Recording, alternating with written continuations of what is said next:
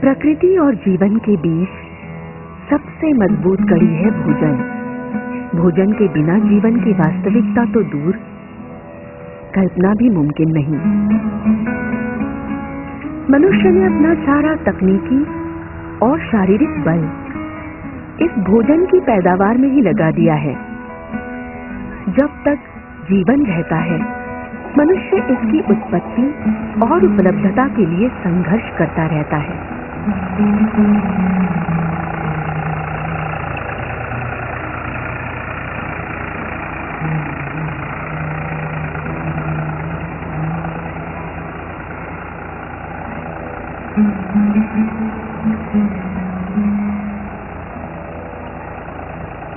समय में थोड़ा पीछे चलें तो भारत में जीवन और भोजन की इस श्रृंखला को जोड़े रखने वाली सबसे सुदृढ़ कड़ी रही है गौ और गौवंश।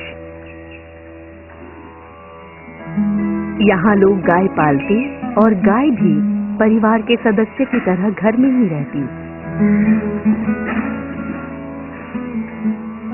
गाय की सेवा होती, उसे चारा मिलता और बदले में गाय मनुष्य को अमृत तुल्य दूध प्रदान करती।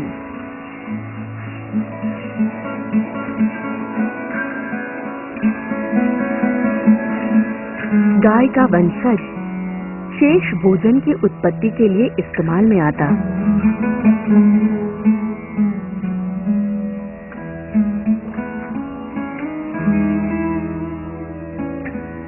भारत प्रारंभ से ही एक सभ्य देश रहा है। प्रकृति ने जिस भी रूप में जीवन संचालन का साधन दिया, उसे यहाँ के लोगों ने देवता का स्थान दिया।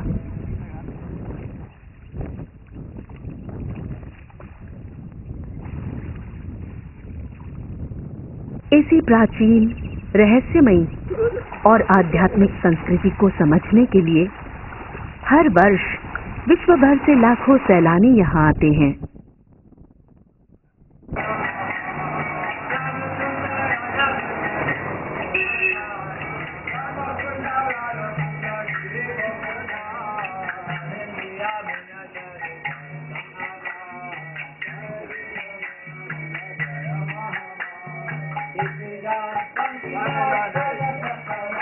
यहाँ भक्ति है, वैराग्य है और आस्था है, और इसी के रंग में लोग डूबते हैं।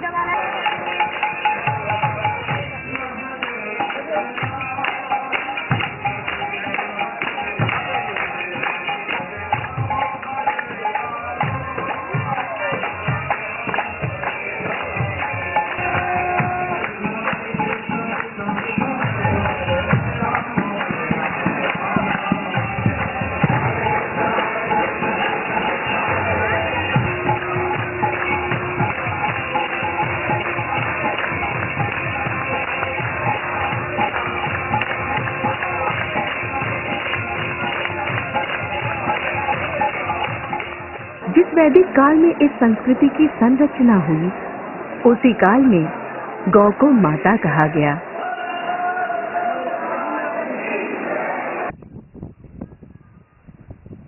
परंतु समय बदला, परिस्थितियां बदली और बाजारीकरण के इस युग ने अपने ही तरह से करवट ली। आधुनिक युग की इस रफ्तार में पशु बहुत पीछे छूट गया।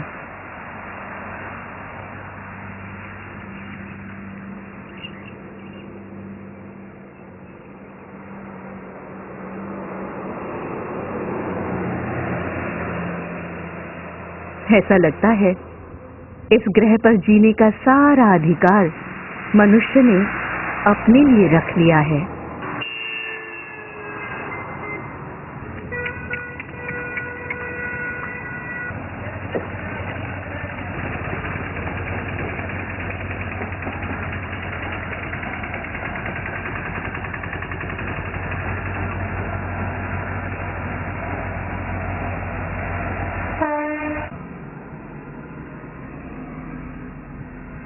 आज गाय सड़कों पर, मंदिरों के बाहर आवारा और लाचार कहलाती है।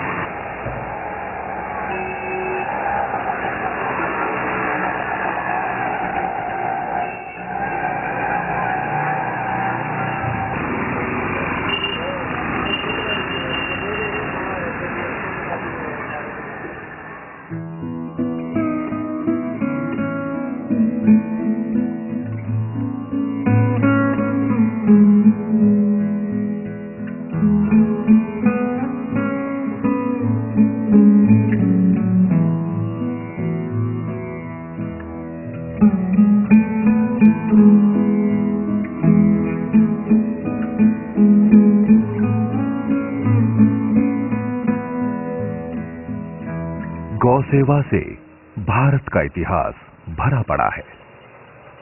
हिंदू अपने मूल देवता को भगवान पशुपतिनाथ कहते हैं। उन्हीं भगवान पशुपतिनाथ ने गोवंशज नंदी को धर्म की संज्ञा दी।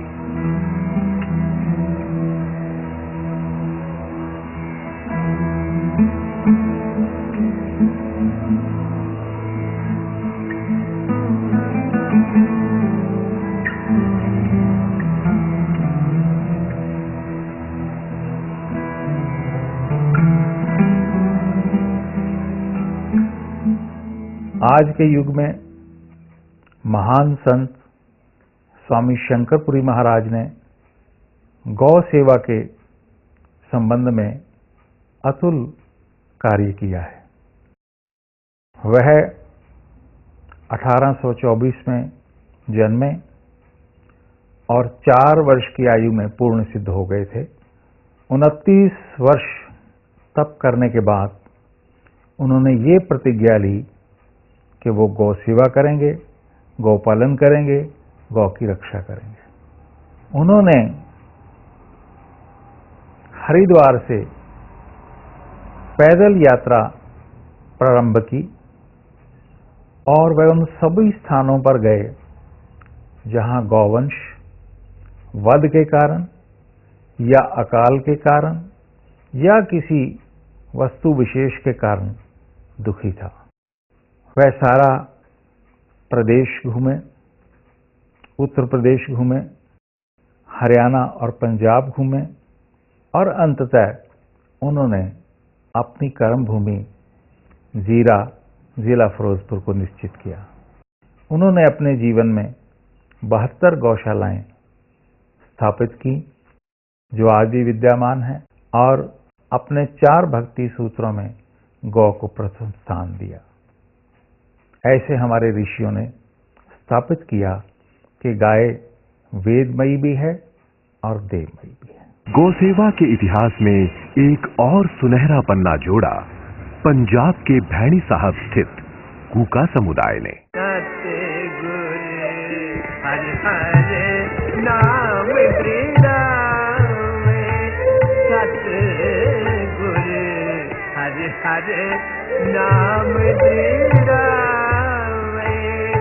सतगुर हर हर नाम दृढ़ावे,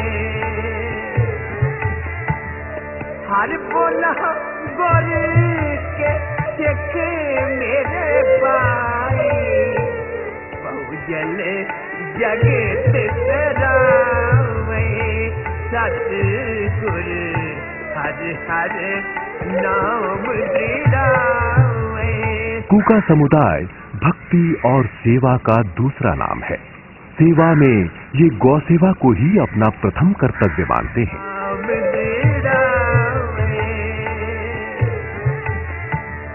हर बोला गुर के सिख मेरे भाई।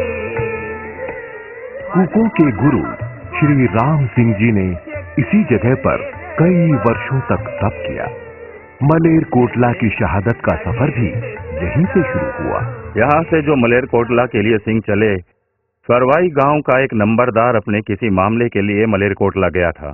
वहाँ एक बैल पर जरूरत से ज्यादा वजन लदा देखकर उस बैल के मालिक से, जो कि खुद एक मुसलमान व्यक्ति था, उससे कहा कि तू गाड़ी से नीचे उतर कर चल ताकि बैल को थोड़ी आसानी हो जाए। और जवाब में मुसलमान व्यक्ति भड़क उठा, उसने नंबरदार को गालियां देनी शुरू कर दी। मामला इतना गर्म हो गया, गुस्से में मुसलमान व्यक्ति ने बैल को मार डाला। इससे नंबरदार बहुत दुखी हो गया और दुखी होकर वो सीधा बहनी साहब पहुंचा।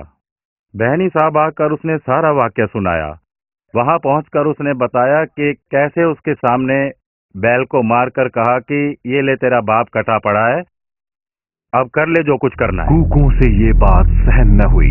तलवार से लकीर खींच दी और ललकार कर आवाज दी कि जो इस लकीर को आज लांग कर जाए वो शहादत दिए बिना वापस न लौटे।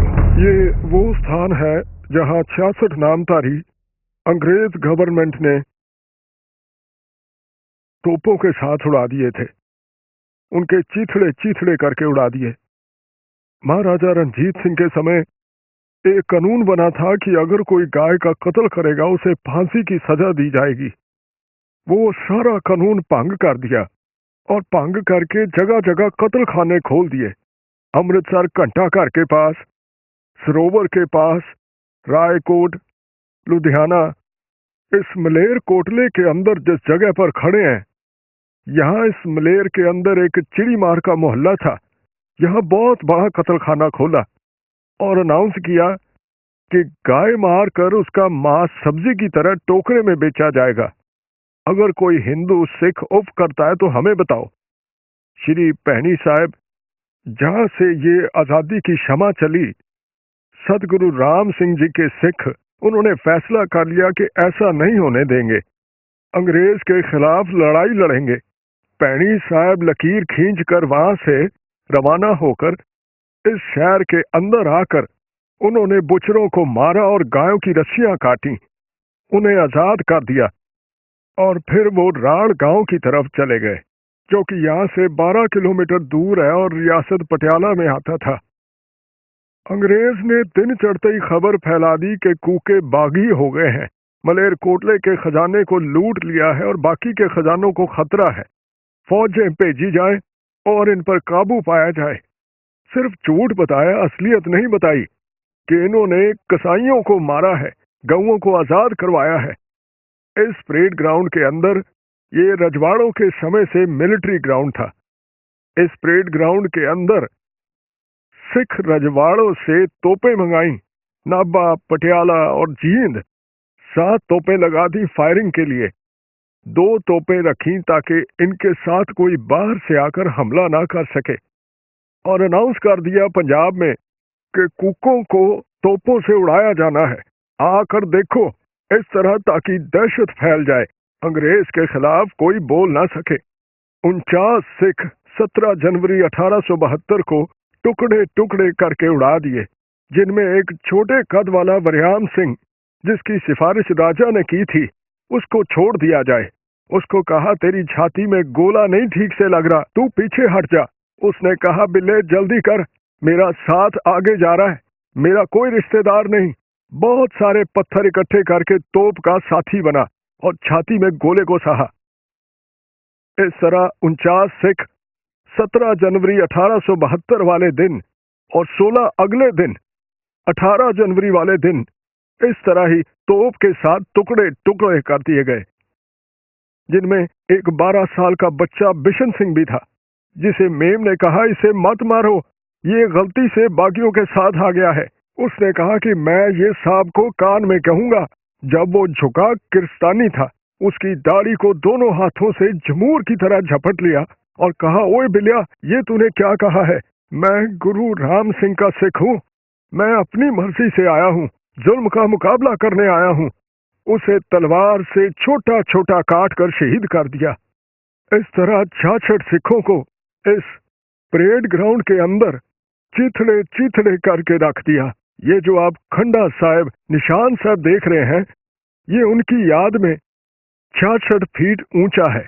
इनकी तीनों धाराओं में 22-22 होल हैं, तोपों के गोले हैं, कोई बड़ा कोई छोटा, उनकी उम्र के हिसाब से। ये उनकी शहीदी का प्रतीक है।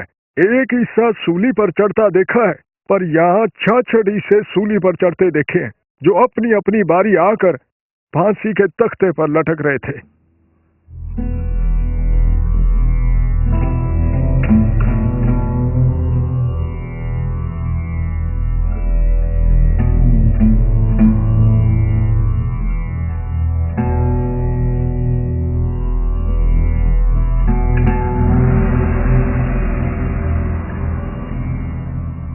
धर्म की ये धरोहर आज भी भारत में चल रही है।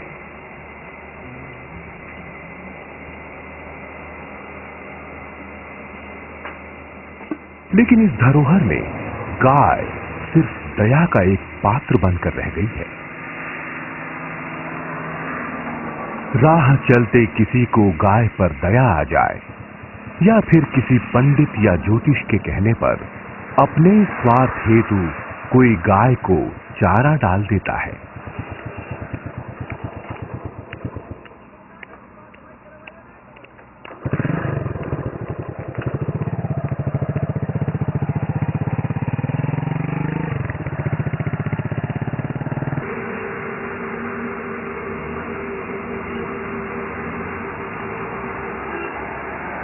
इससे गाय की कुछ हद तक भोजन की व्यवस्था तो हो जाती है, परंतु ये वो व्यवस्था नहीं जहां गाय और मनुष्य पूर्णतः एक दूसरे पर निर्भर थे और स्वाभाविक ही दोनों की जरूरतें पूर्ण हो जाती थीं। स्वर्गीय मोरोपंत पिंगले जी ने इस बात को समझा। उन्होंने गाय और मनुष्य के बीच की इस टूटी हुई कड़ी को पहचाना। इसीलिए उन्होंने नागपुर में स्थित देवलापार में गौ विज्ञान केंद्र की स्थापना की। गोवंश के ऊपर अनुसंधान करने वाला, गोवंश की उपयोगिता महत्व को समाज में स्थापित करने वाला गौ विज्ञान अनुसंधान केंद्र की विधिवत स्थापना 15 अक्टूबर 1996 को हुई। वास्तव में मूल कारण ऐसे थे कि गोवंश बड़े प्रमाण में बेचा जा रहा है, कत्लखाने में जा रहा है। संयोग से हम लोग अल कबीर का कत्लखाना जो मेडक जिले में आंध्र प्रदेश में, उसको बंद करने के प्रयास और उसके लिए एक जन आंदोलन ये 1995 में लगभग हैदराबाद के आसपास चल रहा था। उस समय हमारे परिषद के संगठन मंत्री श्यामजी बल्लाल, स्वर्गीय श्यामजी बल्लाल हमारे जो इसकी शुरुआत में संस्थापकों में से, क्योंकि माननीय मोरोपंत जी पिंगले जो संघ के ज्येष्ठ प्रचारक रहे, उनकी प्रेरणा, माननीय अशोक जी सिंगल जी की प्रेरणा, उसके आधार पर यह केंद्र शुरू हुआ था। यहाँ लगभग पूरी 35 एकड़ भूमि में प्राचीन भारतीय पद्धति से खेती होती है। खेतों को जोतने के लिए आज भी यहाँ बैलों का ही उपयोग होता है। इससे बैलों के गोबर के रूप में खेतों को प्राकृतिक खाद भी मिल जाती है।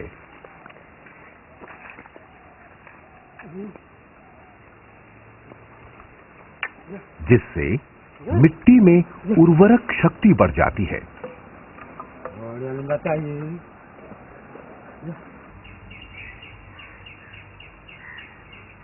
इस वर्तमान समय में लगभग 2.5 से 3 लाख किसान आत्महत्याएं कर चुके हैं। देश के 260 जिले करार हैं डार्क जोन में, मतलब उनका पानी का जल स्तर घट रहा है। जमीन पूरे देश की 10% से ज्यादा बंजर, पूरे विश्व का विचार करें तो 55% के आसपास बंजर होने की स्थिति में। ऐसे बहुत खतरनाक स्थितियां विश्व में चल रही हैं और विश्व को अब एक उत्तर की, क्योंकि हमने अभ्यास किया इसके सारे, जब पूरे देश में इसका प्रवास करते हैं, इसकी जानकारी एकत्रित करते हैं, तो डॉक्टर मंगला राय भारत सरकार के महानिदेशक कृषि अनुसंधान परिषद के रहे। उन्होंने बताया कि रासायनिक खेती से जनजीवन का अस्तित्व खतरे में है। रासायनिक खाद का भारी मात्रा में उपयोग आज से लगभग 4 दशक पहले पंजाब से शुरू हुआ, जिससे भारत में हरित क्रांति आई। अर्ली 60s में देश में बहुत भूखमरी थी। हमारे माननीय प्रधानमंत्री श्री लाल बहादुर शास्त्री जी कहते थे, जय जवान जय किसान का नारा दिया, और वे कहते थे कि हम बाहर विदेशों से अनाज नहीं मंगवाएंगे और एक दिन का व्रत रखते थे। कहने का भाव ये कि उस समय बहुत भूखमरी थी, हमें व्रत रखने पड़ते थे ताकि जो हमें बाहर से अनाज ना मंगवाना पड़े। इस बात को मुख्य रखते हुए कई साइंटिस्ट, जिनका नाम खास करके स्वामीनाथन जी, उन्होंने गेहूं के साथ हरित क्रांति लाने में बहुत बड़ा और अहम योगदान दिया। हरित क्रांति लाने के लिए नई खाद, नए बीज, ज्यादा पैदावार देने वाली किस्में, केमिकल फर्टिलाइजर, इरिगेशन, मैकेनाइजेशन, ये सारे प्रबंध जो थे वो करने पड़े। खास तौर पर खादें बहुत ज्यादा देनी पड़ी जमीन में। हरित क्रांति ने लोगों की तत्कालीन भूख तो मिटा दी, पर भूमि और भोजन में जहर भर दिया।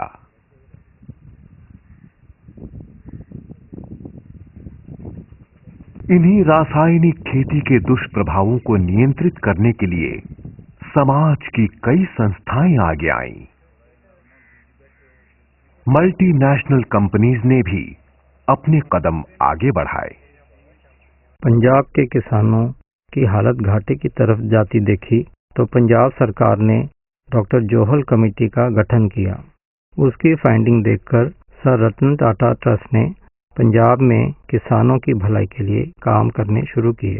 पहले पहले खेतीबाड़ी यूनिवर्सिटी में उन्होंने कुछ फंड मुहैया किए, जिसमें साइंसदानों से कहा कि तुम हमें ऐसी फसलें, गेहूं, चावल का विकल्प दो, भिन्नता लाओ जो कि इस रोटेशन से ज़्यादा इनकम हमें दे।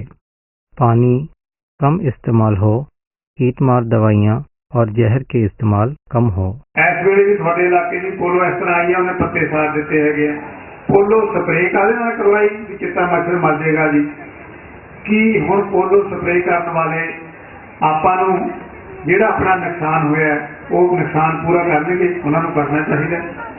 ਇੱਕ ਤਾਂ ਗੱਲ ਇਹ, ਚਲੋ ਕੰਪਨੀ ਵਾਲੇ ਤਾਂ ਆਪਾਂ ਕਹੀਏ, ਕੋਰਟ ਨੇ ਵੀ ਪਹਿਲਾਂ ਤੁਹਾਨੂੰ ਇਹ ਪੁੱਛਣਾ ਹੈ ਵੀ ਐਗਰੀਕਲਚਰ ਮਹਿਕਮੇ ਨੇ ਜਾਂ यूनिवर्सिटी ने इस जहर की सिफारिश की थी।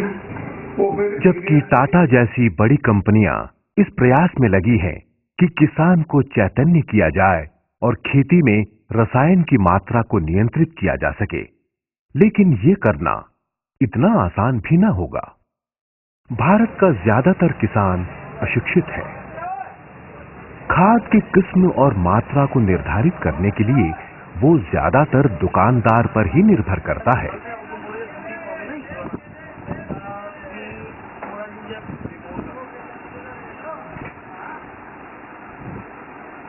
यही किसान का दुर्भाग्य है और दुकानदार का सौभाग्य है। इसी के एवज में दुकानदार और रासायनिक कीटनाशक तथा खाद बनाने वाली कंपनियां धड़ल्ले से धंधा कर रही हैं।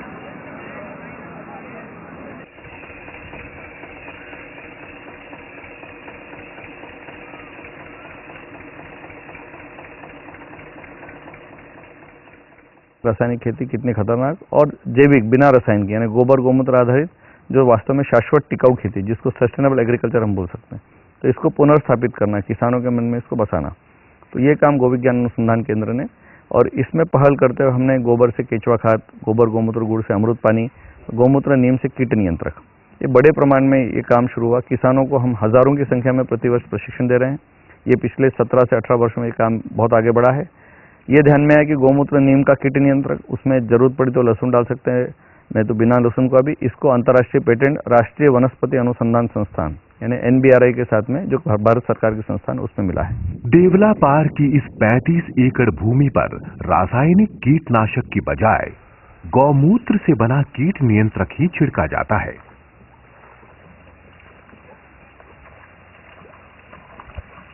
ऐसा करने के लिए यहां बहुत से किसानों को प्रशिक्षण भी दिया जाता है।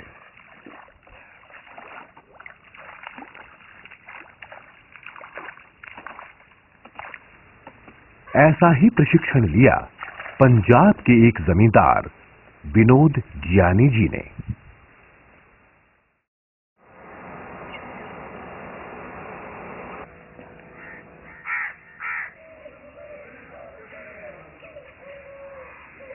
छह वर्ष पहले विनोद जी रासायनिक खाद और कीटनाशक से खेती करते थे। उससे होने वाले नुकसान और ज्यादा खर्च से तंग आकर पहले तो उन्होंने गाय पर खोज की और फिर गोवंश से होने वाली खेती के बारे में जाना। सबसे पहले विनोद जी ने अपने घर में ही गौशाला का निर्माण किया। उनके पास 50 के करीब गौधन है और अपनी गायों के रहने के लिए सफाई और उनकी खुराक का वो विशेष ध्यान रखते हैं।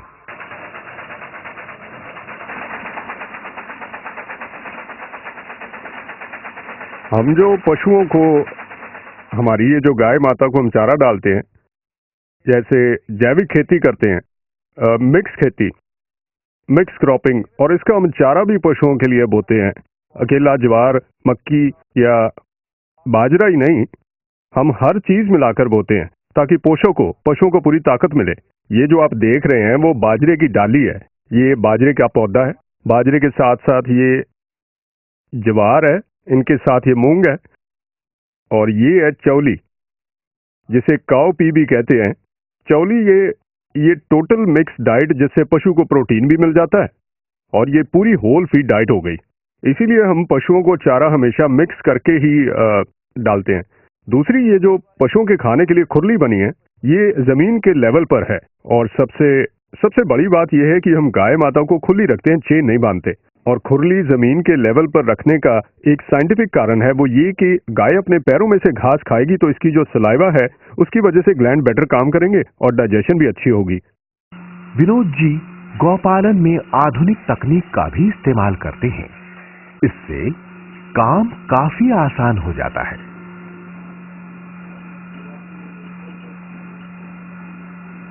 घर में उपलब्ध दूध से परंपरागत तरीके से मक्खन और घी भी निकालते हैं।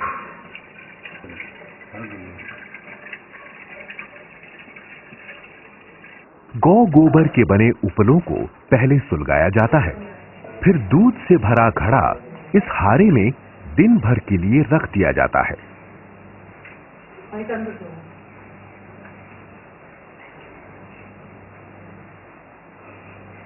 शाम को हारे से दूध निकालकर दूसरे बर्तन में पलट दिया जाता है। अगली सुबह पहले उसमें से मक्खन निकलता है और फिर उस मक्खन से शुद्ध घी बनता है।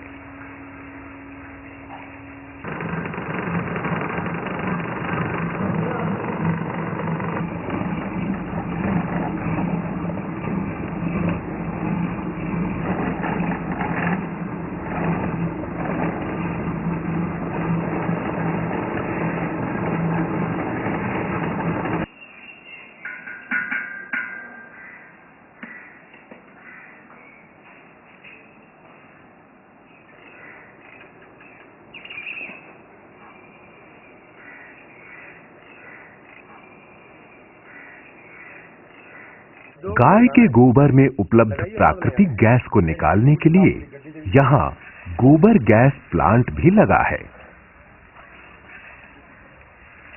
पहले इस गड्ढे में ताजा गोबर डाला जाता है, फिर जमा किया हुआ गौमूत्र इसमें मिला दिया जाता है।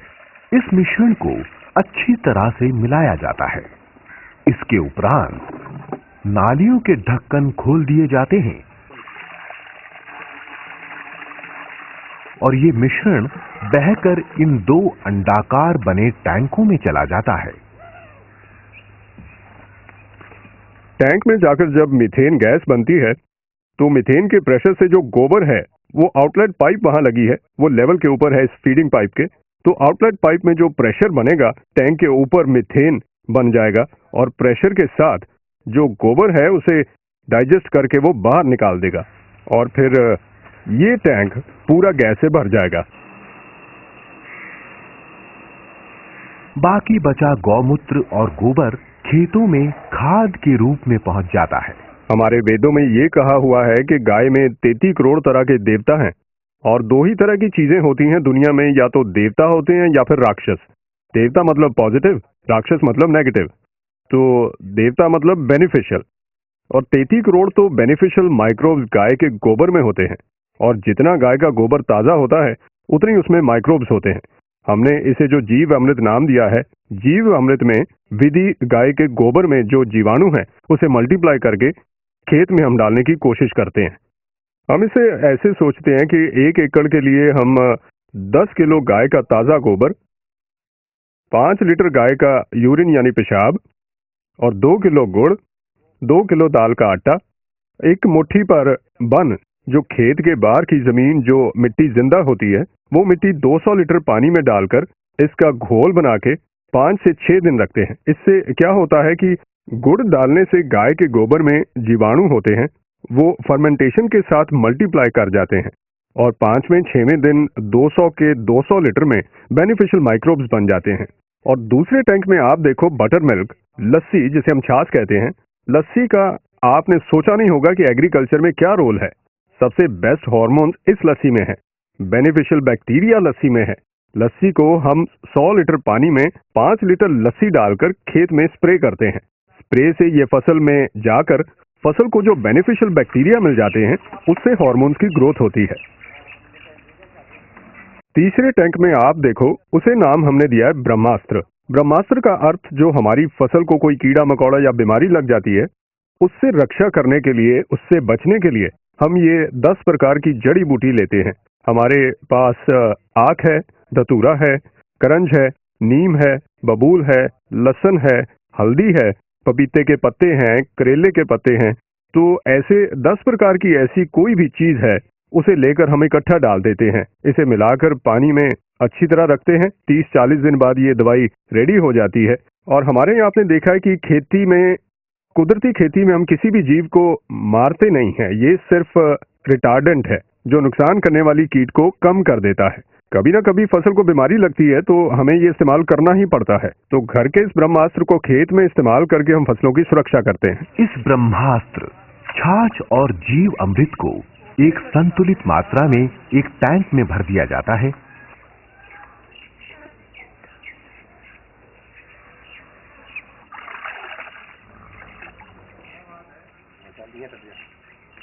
और उसमें पानी मिलाकर उसे पौधों में छिड़का जाता है।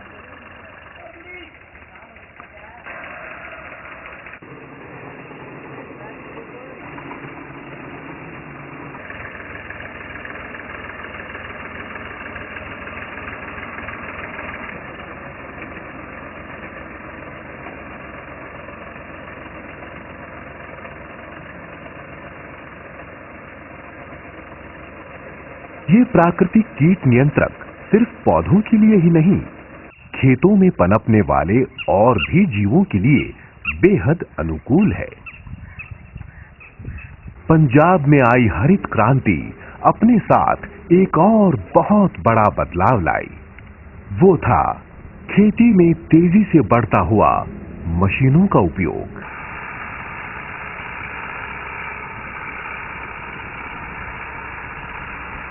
ज्यादातर खेती ट्रैक्टरों से होने लगी और इससे भूमि की उर्वरता पर गहरा असर पड़ा। मिट्टी की ऊपर की सतह ज्यादा सूखी होने लगी। इससे खेतों में पानी की आवश्यकता बहुत बढ़ गई।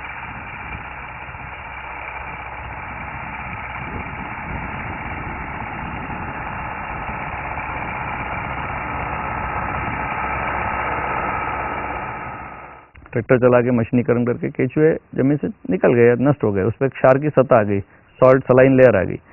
भूमि की नमी और उर्वरता बनाए रखते हैं केंचुए। गोबर में इनका मिश्रण करके खाद तैयार की जाती है। केंचुओं को हाथ से गोबर में मिला दिया जाता है और इसे कुछ महीनों तक ढक कर रख दिया जाता है।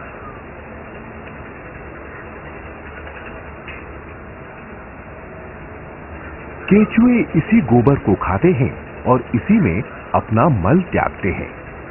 धीरे धीरे ये गोबर एक सूखी खाद का रूप ले लेता है, जो कि बंजर भूमि को भी उपजाऊ बनाने की क्षमता रखता है।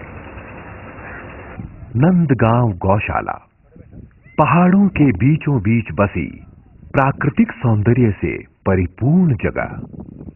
प्रारंभ में यहां सिर्फ बंजर पहाड़ ही थे। पथमेड़ा गौशाला और पूजनीय संत श्री दत्त शरणानंद जी महाराज के प्रयासों से यहां गोबर और गौमूत्र से भूमि को उपजाऊ बनाने के प्रयोग किए गए।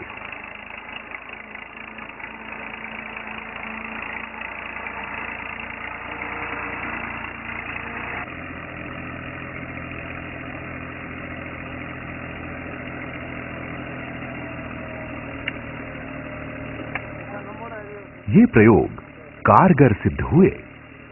आज यहां मनुष्य द्वारा लगाए गए 1 लाख से भी अधिक पेड़ इन प्रयोगों की सार्थकता का प्रमाण है।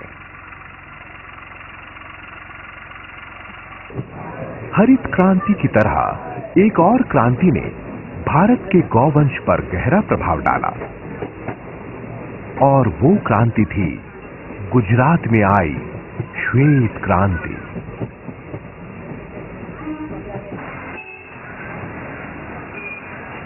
इस क्रांति ने दूध की उत्पादकता और उपभोक्ता को चरम सीमा तक पहुंचा दिया।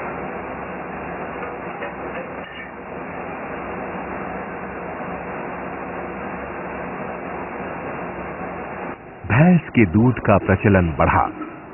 कारण सिर्फ इतना कि मात्रा में भैंस दूध ज्यादा देती है और उसके दूध में वसा की मात्रा भी ज्यादा होती है।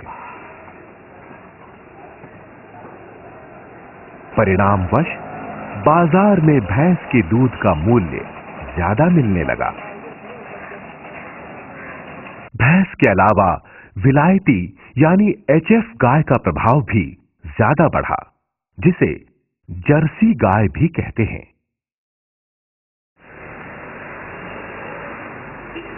श्वेत क्रांति की इस सफेदी ने भारतीय गौवंश को अंधकार में धकेल दिया।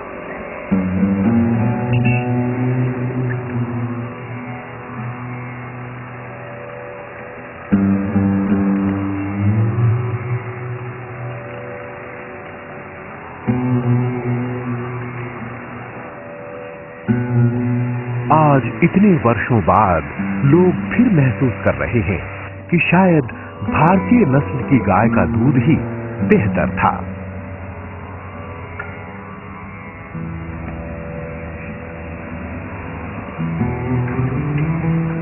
इसी बात को सिद्ध करने का प्रयास कर रहे हैं पंजाब में नूर महल में स्थित दिव्य ज्योति संस्थान।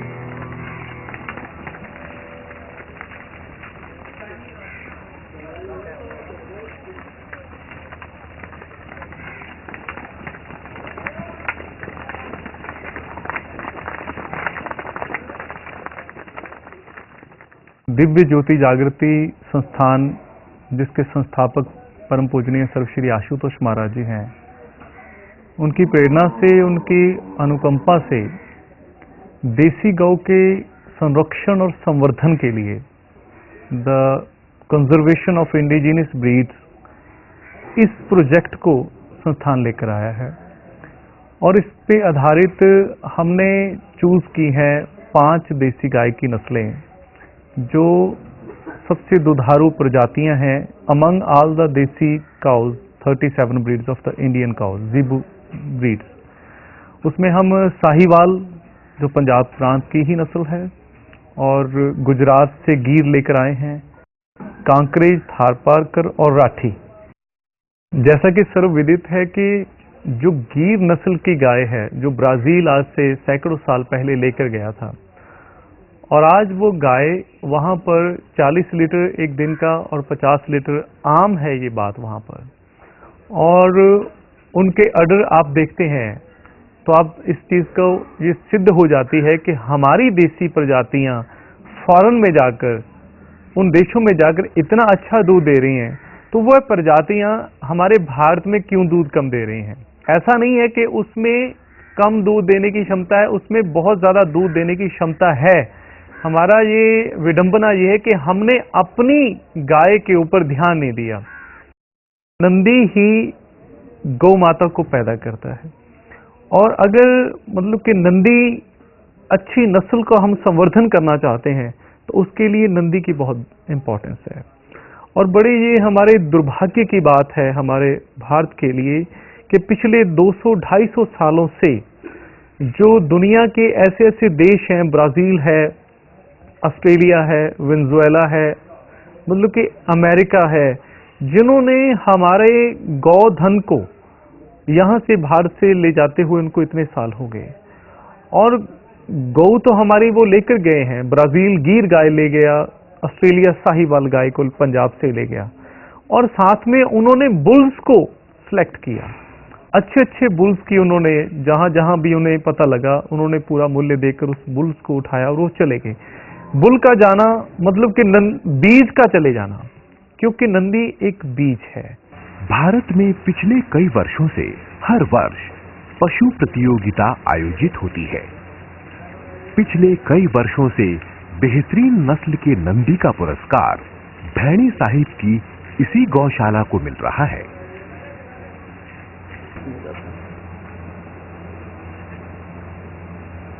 जितने भी पशुधन मेले होते हैं पंजाब में, पहले तो सिर्फ पंजाब में ही होता था, पंजाब राजखेत्री पशुधन मेला, ओनली सिर्फ पंजाब में।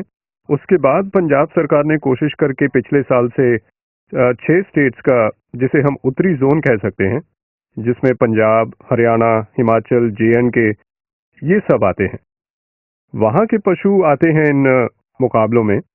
खास करके मुक्तसर में माघी का मेला होता है, उस मेले में पशुओं के भिन्न भिन्न मुकाबले होते हैं।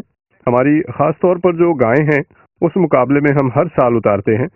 सदगुरु जी की कृपा से पिछली बार जहां नस्ल सुधार में और नस्ल संभाल में, जो कि अलग अलग मुकाबले हैं, हमने जो संभाल के रखी है वो साहिवाल गाय की नस्ल है। उसमें हमें स्टेट अवार्ड नहीं बल्कि नेशनल अवार्ड मिला है सदगुरु जी की कृपा से पिछले साल। इसी नंदी को सन 2011, सन 2012 का बेहतरीन नस्ल के नंदी का पुरस्कार मिला है। इसे देखकर तो ऐसा लगता है कि अगर सचमुच शिव जी का नंदी होगा तो संभवतः ऐसा ही होगा।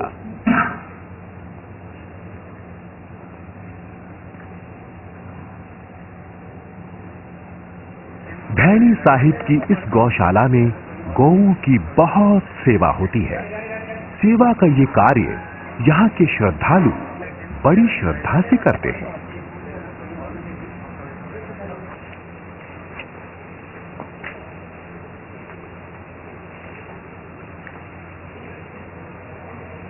लेकिन अफसोस, भारत की ज्यादातर गायें इतनी खुशकिस्मत नहीं है। इसीलिए आज भारत में अच्छी नस्ल के नंदियों की बहुत कमी है। Nandi is the main reason behind the milking. तो अंग्रेज लोगों ने, उनको इस कंसेप्ट का पता था आज से कई साल पहले, तो उन्होंने बढ़िया नस्ल के जो गाय के बछड़े थे जो नंदी बनाए, उनसे आगे के आगे दूध बढ़ता गया। और हमारी ही भारत प्रांत की नस्ल जो ब्राजील में गिर गाय खड़ी है, उसका एक दिन का जो रिकॉर्ड है वो 55 लीटर इन 1 डे। लेकिन यहां तक पहुंचने के लिए उन्होंने बहुत प्रयास किया। उन्होंने नंदी को अलग अलग करके धीरे धीरे वंशानुसार ये दूध बढ़ता गया। स्वामी जी खुद भी नंदियों की देखरेख पर विशेष ध्यान देते हैं। यहाँ बड़ी कुशलता से संवर्धन का कार्य आगे बढ़ रहा है। नंदियों की बेहतर नस्ल तैयार हो रही है और इस प्रयास का असर भी देखने को मिल रहा है। गायों की दूध देने की मात्रा पर इसका अच्छा प्रभाव पड़ा है।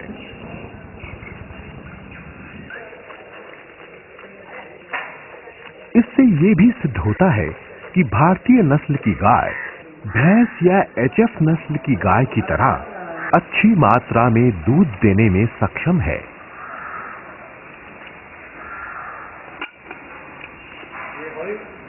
दूध को मापने का पैमाना उसकी मात्रा ही नहीं, गुणवत्ता भी है।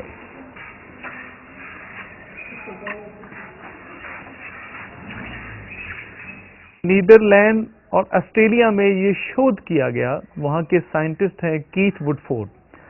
उनकी बुक उन्होंने छापी है जिसका नाम है डेविल इन द मिल्क। और उसमें ये विशेष तौर पर उनकी ये सर्च हुई कि एचएफ गाय जो हॉलिस्टन फ्रीजन गाय है, उसके दूध में एक तत्व पाया जाता है जिसको BCN7 बोलते हैं। उसका मतलब है बीटा कैसोमॉर्फिन। एक तरह का ये ओपियाइड है और ये अफीम से ताल्लुकात रखता है, मॉर्फिन से ताल्लुकात रखता है। तो जो इसको दूध पीने वाले ज्यादातर लोग थे, तो उन्होंने वहां पर पाया न्यूजीलैंड के अंदर और ऑस्ट्रेलिया के अंदर कि स्पेसिफिक लोग जो इन गाय का दूध पीते थे उनके अंदर डायबिटीज टाइप 1 डिजीज आने लग गया। और फिर यहां से उनकी खोज शुरू हुई। तो ये बढ़ता बढ़ता जब वो इसमें डीप गए तो उन्होंने पाया कि एचएफ गाय के अंदर ये जो बीटा कैसोमॉर्फिन है, ये इंसानों के अंदर डायबिटीज, कैंसर और हार्ट अटैक लाने के लिए विशेष योगदान देता है ये चीज। और यहां से क्या हुआ कि उनकी जो डेयरी इंडस्ट्री थी वहां पर एक बहुत बड़ा मतलब कि ये मुद्दा बन गया। तो वो लोगों ने बीमारियों से दूर होने के लिए उन्होंने अपने हर्ड्स को चेंज कर दिया और इन गाय को, जो अंग्रेजी गाय हैं, इनको A1 गाय बोलते हैं और जो zebu cattle breeds of the India है, इंडिजीनियस ब्रीड्स हैं, उनको A2 बोलते हैं। और आज हैरानी वाली बात है कि न्यूजीलैंड और ऑस्ट्रेलिया के अंदर हमारी देसी गाय का दूध, जिसे A2 दूध बोला जाता है, वह बहुत बड़ी लागत में मतलब कि वो बिक रहा है और दुगने मूल्य पर बिक रहा है। भारतीय नस्ल की गायों पर ऐसा ही गहरा शोध कर रहे हैं IIT दिल्ली के प्रोफेसर PM.V. सुब्बाराव। सुब्बाराव ये जानने में लगे हैं कि भारतीय नस्ल की गाय का दूध इतने विलक्षण तत्वों वाला क्यों है। सुब्बाराव अध्यात्म और विज्ञान को एक ही रूप मानते हैं। इनका गाय पर यह शोध 14वीं शताब्दी के एक महान संत अन्माचार्य से शुरू होता है। अन्माचार्य कृष्ण भक्त हुए हैं। उन्होंने अपने जीवन काल में भगवान श्री कृष्ण पर 32,000 भजन लिखे हैं। उन्होंने अपने भजनों द्वारा भगवान श्री कृष्ण पर गहरा चिंतन किया, जिसने मुझे काफी प्रभावित किया। जब मैंने गाय के ऊपर प्रोफेशनल तरीके से शोध और चिंतन करना प्रारंभ किया और इनके विचारों को लेकर मैं अपने लेक्चर में हमेशा बात करता हूं, जो कि इससे संबंधित है, तो मेरे ध्यान का मुख्य केंद्र रहा भगवान कृष्ण और गौ माता के बीच का संबंध। आखिर क्यों वे गौ माता के साथ इतना जुड़े रहे? क्या ये सिर्फ भक्ति थी या फिर इसके कोई और गहरे अर्थ हैं? परम पुरुष डटा पशुल गाचनटा सरऊ लेंचिना वेनी सांगत्याई दी। सो ये परम पुरुष हैं, अनंत हैं, अनादिकाल से हैं, एंड भगवान है एंड एवरीथिंग, एंड गोपालन है। अगर मैं ये तस्वीर देखूं तो गौ माता के 4 अलग पेट होते हैं और गौ माता जो भोजन लेती है वो दूध बनने से पहले 4 स्तर पर प्रोसेस होता है। ओके, पहले स्तर जहां भोजन प्रोसेस होता है वो एक द्रव्य पदार्थ का रूप ले लेता है और रूमेन नामक इस पेट में जमा हो जाता है, जिसे रूमेन फ्लूइड भी कहते हैं। ये माइक्रो ब्रिज फ्लूइड है फ्रॉम रूमेन। ओके, गाय जो है वो एक छोटे से फ्लूइड सेल में बिजली पैदा कर सकती है। वैज्ञानिकों ने क्या किया कि conventional large hydrogen based fuel cell को माइक्रोबियल फ्यूल सेल में कन्वर्ट कर दिया। उन्होंने हाइड्रोजन को इस माइक्रोबियल फ्लूइड में बदल दिया। जब उन्होंने उसे चलाया तो उसमें हाइड्रोजन से 8 गुना ज्यादा ऊर्जा पैदा हुई। वैज्ञानिक जगत के लिए हाइड्रोजन से ज्यादा शक्ति वाला फ्यूल कोई नहीं है। और ये रूमेन फ्लूइड जो साधारण घास से तैयार होता है वो 12 गुना ज्यादा शक्तिशाली है थ्योरी के आधार पर, और एक्सपेरिमेंट करने के बाद वो 8 गुना ज्यादा शक्तिशाली सिद्ध हुआ conventional hydrogen based fluid cell से। ये वो तस्वीर है जो मैं बचपन से देख रहा हूं। इस पर्टिकुलर जगह को गौ माता के अग्नि का स्थान मानते हैं। जरा प्लीज, अब हम इन दोनों तस्वीरों को एक साथ लगाकर यहां देखते हैं। ये स्थान अग्नि का है और रूमेन का भी यही स्थान है। वैदिक साइंस और वैदिक डिस्क्रिप्शन ये जानती थी कि सबसे उच्चतम ऊर्जा पैदा करने वाले सेल यहां पर जमा होते हैं और वे भी 3 बार और प्रोसेस होते हैं और फिर जाकर दूध मिलता है जो कि अमृत है। वैज्ञानिक शोध से ये पता चला है लगभग 30,000 जीन्स जो एंजाइम पैदा करते हैं गाय में पाए जाते हैं। आज तक का शोध ये कहता है कि दुनिया में जितनी भी जीवित प्रजातियां हैं, गाय ही एकमात्र ऐसा प्राणी है जिसमें सबसे ज्यादा गिनती में जीन्स हैं जो कि भोजन को हजम करने के लिए एंजाइम पैदा करते हैं। और इसके आगे इन एंजाइम्स में इतनी क्षमता होती है कि ये साधारण बायोमास को आसानी से डिसॉल्व होने वाले यानी कि घुलने वाले शुगर में बदल देते हैं, जिसे कि नवजात शिशु भी आसानी से हजम कर सकता है और सेहतमंद बन सकता है। 30,000 जीन्स कई तरह के एंजाइम्स पैदा करते हैं जो साधारण घास को भी सबसे शक्तिशाली शुगर में बदलते हैं, जो शरीर के लिए मददगार है। ये बताता है कि गौ माता के लीवर में बहुत सारा ज्ञान है। ये आंखों को खोल देने वाला एक तथ्य है। आध्यात्मिक ज्ञान को भी ये भली भांति ज्ञात था कि गौ माता अन्न को परब्रह्म की तरह आदर करती है और गौ माता भोजन का एक टुकड़ा भी व्यर्थ नहीं करती। लोगों ने दूध के पोषक तत्वों का अध्ययन किया। इस पृथ्वी पर ऐसा कोई पदार्थ नहीं, ऐसा कोई मटेरियल नहीं है जिसमें विटामिन डी हो, सिवाय गाय के दूध के। बिना विटामिन डी के आप जो भी कैल्शियम लेते हैं और आप धूप में नहीं जाते तो आपको कोई कैल्शियम नहीं मिलता, आपकी हड्डियां मजबूत नहीं बनती हैं। पर अगर आप गाय का दूध इस्तेमाल करते हैं तो एक छोटे बच्चे की हड्डियां भी मजबूत हो जाती हैं। स्टैनफोर्ड यूनिवर्सिटी ने अपने 2011 के शोध प्रकाशन में यह लिखा है कि क्लैथरीन, जो गाय के मस्तिष्क में पाए जाने वाला एक प्रोटीन है, उससे एक नैनो स्ट्रक्चर्ड इनऑर्गेनिक पदार्थ तैयार हो सकता है जो सोलर सेल्स और बैटरीज में इस्तेमाल किया जा सकता है। तो उन्होंने गाय का मस्तिष्क का स्कैन किया और उन्हें एक क्लैथरिन पदार्थ मिला। और अगर फोटोवोल्टाइक सेल इस बायो ऑर्गेनिक मटेरियल से बनाए जाएं, तो एक साधारण फोटोवोल्टाइक सेल से 10 गुना ज्यादा बिजली पैदा कर सकते हैं। गाय का मस्तिष्क सोलर सेल से भरा हुआ है। अब अगर आप इसको देखें तो ये सूर्य का स्थान है, गौ माता के मस्तिष्क का दायां भाग, और ये पूरा हिस्सा सूर्य नाड़ी मंडलम कहलाता है। लगातार सूर्य की ऊर्जा एकत्रित होती है जो कि सीधी ल्यूमेन में चली जाती है, जिससे विटामिन डी पदार्थ रूप में दूध में ही तैयार हो जाता है।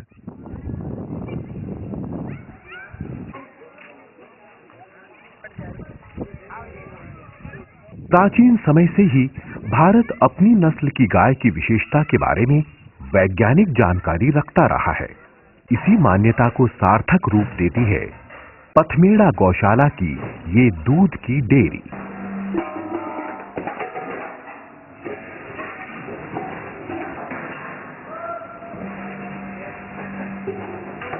यहाँ रोजाना 40,000 लीटर दूध इकट्ठा किया जाता है।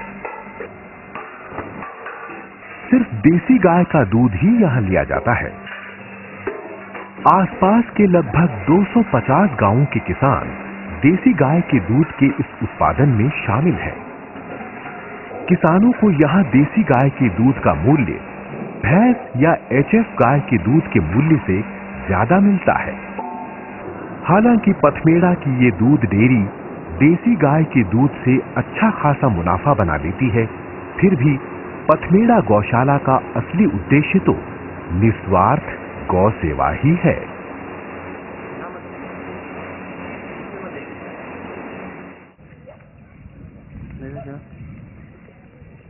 जंगल के बीचों बीच बसी ये भारत की सबसे बड़ी गौशाला है।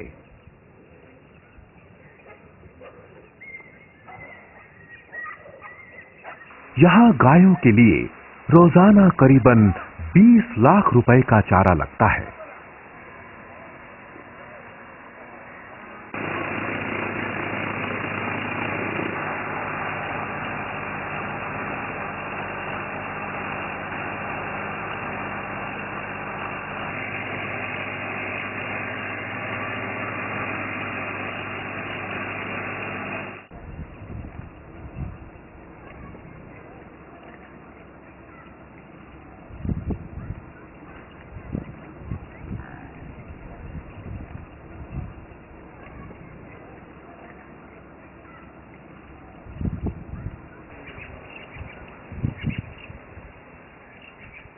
हिंदू धर्म मानता है कि प्रकृति से हमें जो भी मिलता है उसे प्रकृति को ही लौटा देना चाहिए, और इसी को दान कहते हैं।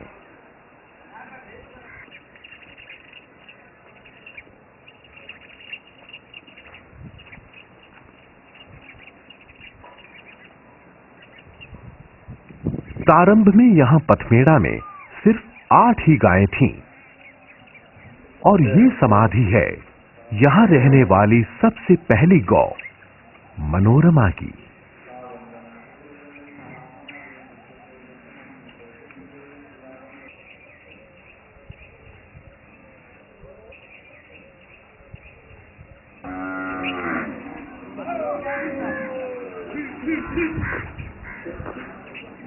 लेकिन आज 20 साल बाद यहां लाखों गायें पाली जाती हैं।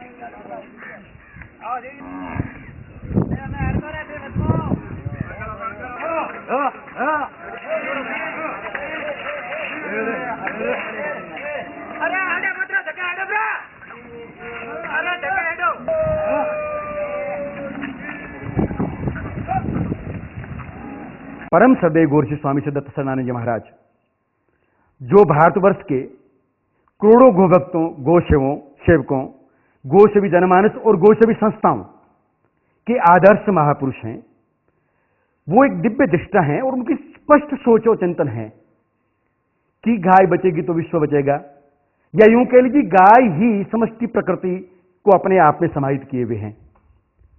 तो गो की सेवा करना एक विषय है, गो को खड़ी रख के चारा चलाना एक विषय है, लेकिन क्या आज समाज या विश्व जिस जगह पर खड़ा है उस चौराहे से इतने मात्र से हम हमारी समस्याओं का या गाय के मूल निहितार्थ और गाय के जो मूल शक्तियां उनका दोहन कर पा रहे हैं? कदापि नहीं। हमें गाय को संपूर्ण प्रकृति के साथ में उनके संबंध के साथ सिद्ध करना होगा, और वो गौशालाओं के माध्यम से सिद्ध करना होगा। और वो कब होगा? जब हम इन चारों चरणों गो संरक्षण, गो पालन, गो संवर्धन और पंचगव्य प्रशिक्षण और विनियोग का समन्वय तरीके से, संतुलित तरीके से एक ऐसा मॉडल तय करें, एक ऐसा रोड मॉडल स्थापित करें जिससे तमाम गौशालाएं, तमाम गौ सेवक, तमाम गो भक्त और गो के प्रति भावना रखने वाले लोग प्रेरणा ले सकें। वो केंद्र है श्री पथमेड़ा गोधाम महातीर्थ आनंद पथमेड़ा।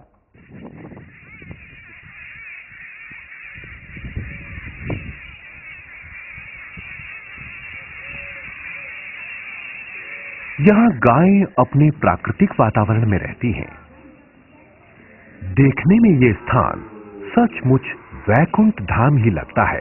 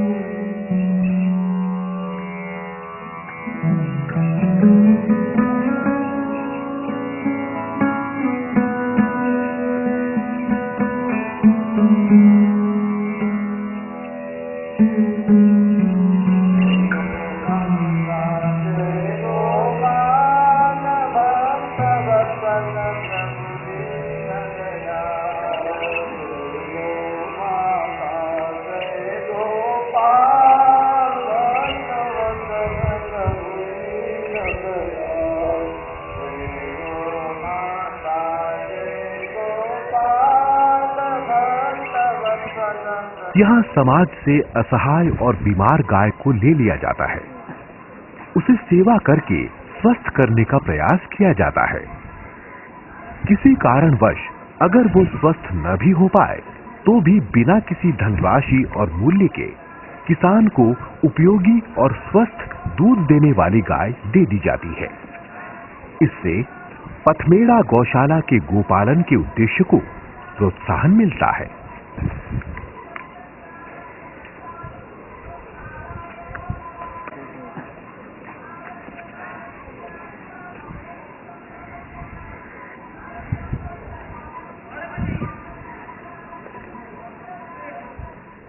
वैज्ञानिक इकलसन और वैज्ञानिक हर्बर्ट दोनों ने अपने प्रयोगों में ऐसा लिखा है कि गौमूत्र और गोबर दूध से भी ज्यादा उत्तम पदार्थ हैं।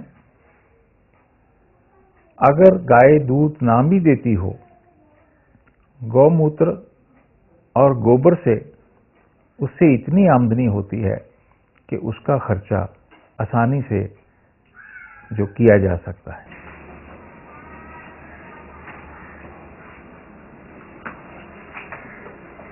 जिन गाय और बैलों को किसान छोड़ देते हैं और जो कसाईयों के हाथों कटने से बच जाती हैं, ऐसी गायों और बैलों को संरक्षण देती है कानपुर की ये गौशाला सोसाइटी।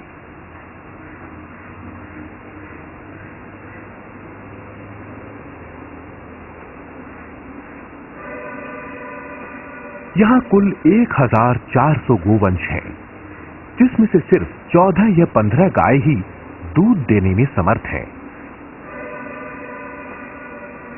गौशाला का पूरा खर्च बाकी की उपलब्ध गायों के गोबर और गौमूत्र से ही चलता है। जो आप सामने ये देख रहे हैं, ये गौमूत्र का एक अद्भुत चमत्कार है। ये बैटरी है और इसमें ये सब लाइटें जलती हैं। 400 ग्राम गोमूत्र में इसका बैकअप है 400 घंटा, जो अपने आप में एक आश्चर्य ही है। इसकी मैं आपको जला करके दिखा देता हूँ कि देखिए ये इसका क्या है।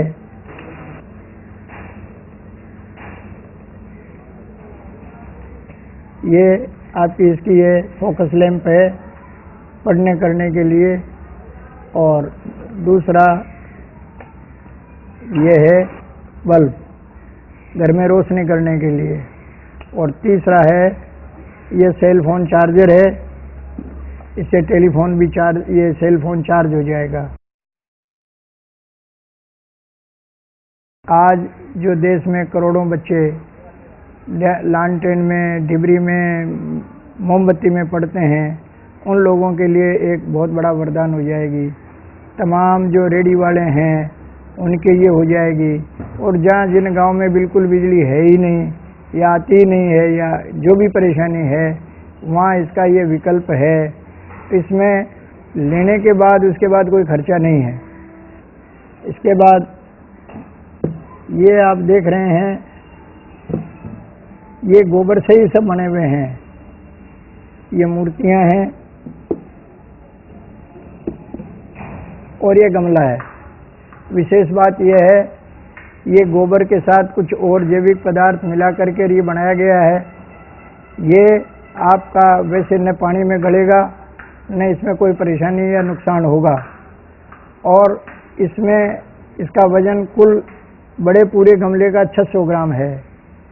और आप इसमें कोई भी पौधा लगाएंगे, वो पौधा अपने आप इसमें मॉइस्चर ले लेगा, खाद भी ले लेगा, और लेकर के उसकी ग्रोथ इतनी बढ़िया हो जाएगी कि आश्चर्यजनक।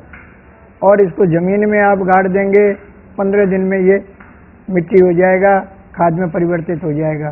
कानपुर गौशाला के पास अपनी आधुनिक प्रयोगशाला है।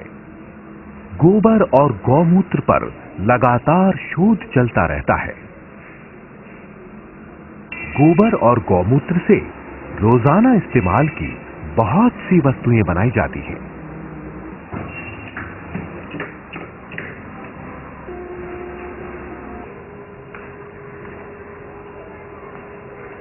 और ये पर्यावरण अनुकूल भी हैं।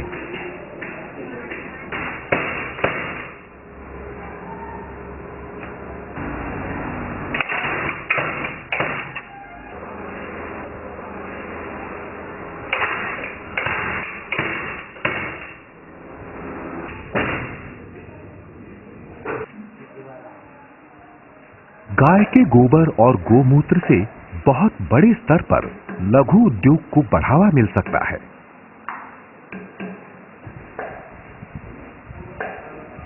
भारत जैसा देश जहां आज बेरोजगारी एक बड़ी समस्या है, वहां ऐसे उद्योगों से ग्रामीण क्षेत्र में करोड़ों लोगों को रोजगार मुहैया कराया जा सकता है। पंजाब सरकार द्वारा एक उच्च कोटि की समिति गठित की गई थी, जिसने बेरोजगारी को दूर करने के लिए पता लगाना था।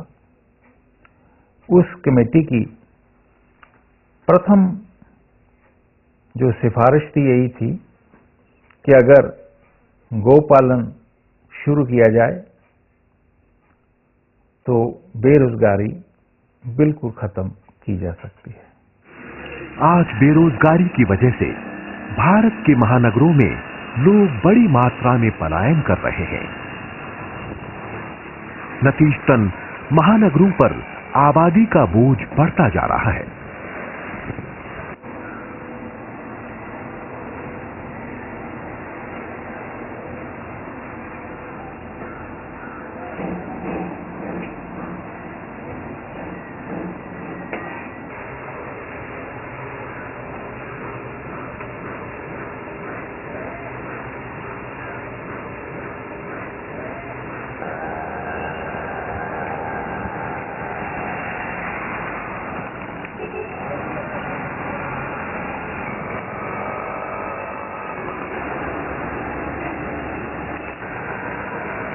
मैं मधेपुरा जिला के रहने वाला है और पहले गाय भैंस बकरी सब लोग पालते थे और जानवरों के पालने से सब लोग का पेट भरता था और कोई तरह के तकलीफ नहीं आते थे। हम लोग खुशी से 2 रोटी हमको घर पे मिलते थे।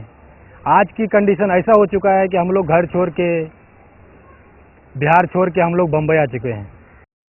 हमारा बीवी बच्चे लोग गांव में हैं। हम 6 महीने और 2 महीने में कभी गांव जाते आते हैं।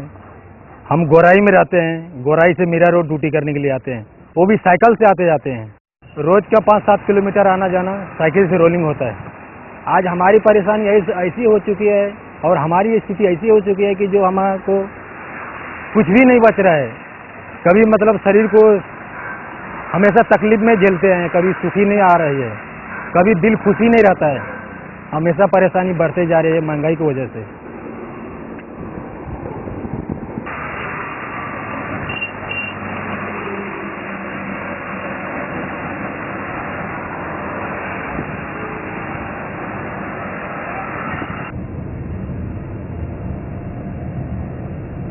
गाय भैंस पालना हम लोग इसके लिए बंद कर दिया है कि जो घास नहीं मिल रहे हैं, गौचर नहीं है और घास गाय भैंस को मिलते नहीं हैं।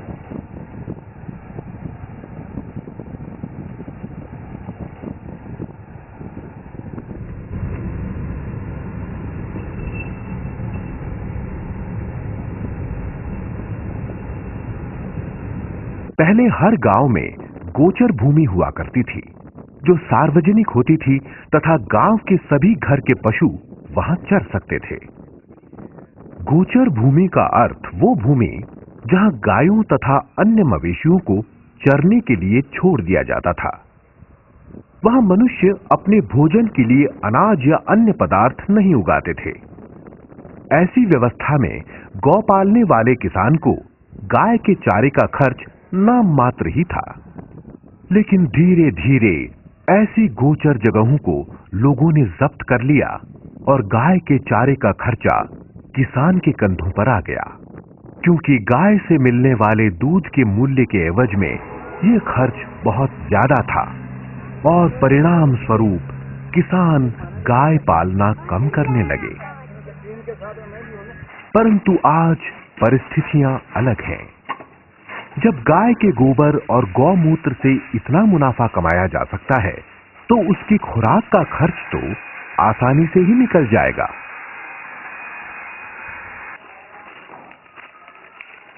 सेवा, व्यापार और व्यवसाय से परे एक और सबसे बड़ा महत्व है गौ का मनुष्य के लिए। गौ से मिलने वाला पंचगव्य मानव शरीर के लिए सबसे बड़ी औषधि है।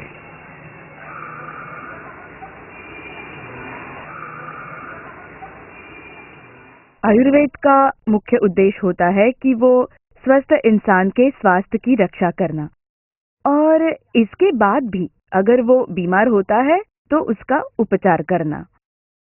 किसी भी इंसान के आरोग्य जीवन के लिए जो आवश्यक होता है वो पंचगव्य का उपयोग अगर हम हमारे दैनिक जीवन में करें तो हम बार बार बीमार होने से बच सकते हैं।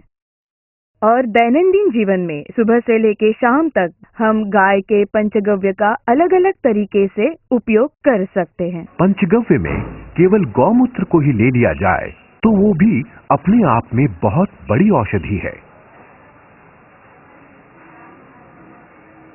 कैंसर का नाम सुनते ही इंसान मानसिक तौर पर दुर्बल हो जाता है, लेकिन गोमूत्र में एक ऐसा गुण है कि गोमूत्र पीने के बाद आपके शरीर में मुख्यतः जो कैंसरियस सेल्स बहुत ज्यादा बड़ी होती हैं, वो खुद को सुसाइडल टेंडेंसी में पाती है, जिसे वैज्ञानिक तौर पर एपोप्टोसिस भी कहा जाता है, जिसमें सेल खुद को ही मुझे मरना है ऐसा डिक्लेयर कर देती है और उस प्रकार से उसके सिग्नल्स भेजे जाते हैं और अन्य कोशिकाएं आकर उनका भक्षण करती है और इस प्रकार से वो कैंसर सेल्स खत्म होती दिखाई देती है। और ये बात विविध प्रयोग के द्वारा सिद्ध हुई है और पेटेंट भी हुई है।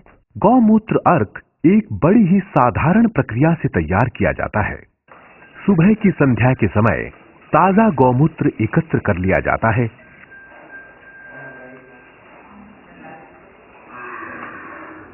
जिसे लगभग 12 घंटों के लिए धीमी आंच पर रखकर उसका अर्क तैयार कर लिया जाता है। इस साधारण से दिखने वाले गौमूत्र के बड़े ही आश्चर्यजनक परिणाम हैं।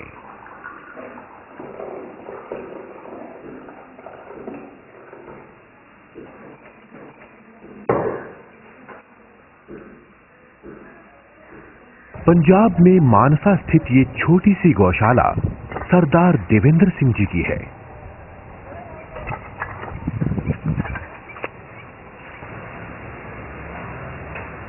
दो 2004 में फरवरी महीने से मुझे एक भयानक बीमारी लग गई। जांच से पता चला कि ये हाइपेटाइटिस बी है। हाइपेटाइटिस बी को बड़ा ही घातक रोग मानते हैं और उसके बाद मेरा यहाँ लोकल इलाज हुआ लगभग 1.5 महीने तक, पर कोई फ़ायदा ना होने पर जो है मुझे डीएमसी लुधियाना ले जाया गया परिवार द्वारा। वहाँ डॉक्टरों ने मुझे चेक किया और चेक करके यही कहा कि इन्हें घर ले जाओ और वहीं दवाई दो। ये अप्रैल 2004 की बात है और 2004 अप्रैल में मेरी घर आकर हालत इतनी बिगड़ गई कि उसके बाद परिवार ने सलाह करके मुझे फोर्टिस हॉस्पिटल जो मोहाली में है दाखिल करवा दिया। 2005 में मुझे प्रॉब्लम फिर से रियकर हो गई। 2005 में प्रॉब्लम रियकर होने पर मैंने फिर लोकल डॉक्टर्स को दिखाया। डॉक्टर्स ने कहा कोई बात नहीं, आप ठीक हो जाओगे। लगभग 2-3 महीने मुझे फिर यहाँ रखा गया। उसके बाद मेरे पेट में पानी भर गया। हेपेटाइटिस के टेस्ट हुए जो ज़्यादा स्पष्ट टेस्ट नहीं आए और मैं कोमा में चला गया। कोमा की हालत में मुझे फिर फोर्टिस हॉस्पिटल में एडमिट करवाया गया। एडमिट करवाने के बाद डॉक्टर्स ने मेरे बहुत डीएनए टेस्ट किए और जिनमें मल्टी डिजीज वाली बात आ गई और ये कहा गया कि आपकी ओएफसी होगी, क्योंकि नेक्स्ट रोग जो है वो हमें बहुत भयानक दिख रहा है। पर ओएफसी से मैंने जरा गुरेज किया क्योंकि मैं ओएफसी से बहुत डरता था, ऑपरेशन से बहुत डरता था। और ओएफसी के बाद जो होना था वो भी मुझे डॉक्टर साहब ने बता दिया कि आपका इसके बाद ये इलाज होगा, ऐसे टीके लगेंगे। जो प्रॉब्लम दिख रही है we are to confirm that. उसके बाद फिर मैं घर आ गया। घर आकर मेरे कुछ दोस्तों ने, मैं टीवी देखता था सारा दिन, कुछ तो मुझे मित्रों ने कहा कि गौमूत्र में बहुत शक्ति होती है, आप इसका इस्तेमाल करके देखो। और जब मैंने गौमूत्र पिया 3 दिनों में मेरे चेहरे का रंग बदल गया और मेरा शरीर जो था काफी जोश में, यानी उसमें काफी जान आ गई। और उससे जस्ट 13 दिन बाद मैं कंप्लीट रूप में तंदुरुस्त हो गया, चलने फिरने लग गया। और हमारी आस्था हमारे दरबार साहब अमृतसर में है। सही 13 दिन बाद हम सारा परिवार, मेरे दोस्त जो मेरे वेलविशर थे, हम सब दरबार साहब जाकर माथा टेक कर आए। दरबार साहब माथा टेकने के लिए 1 किलोमीटर का चक्कर लगाना पड़ता है। वो मैंने किसी से सहारा नहीं लिया, मैं बहुत आराम से गया। उसके बाद मेरे मन में ये जिज्ञासा जागी, सच में अगर गौ को माता कहा गया है तो उसमें बहुत बड़े गुण हैं। गाय का पंचगव्य मनुष्य के लगभग हर रोग पर कारगर है। ये समझकर भी कि गाय चलता फिरता औषधालय है, मनुष्य उसे काटने पर आमादा है।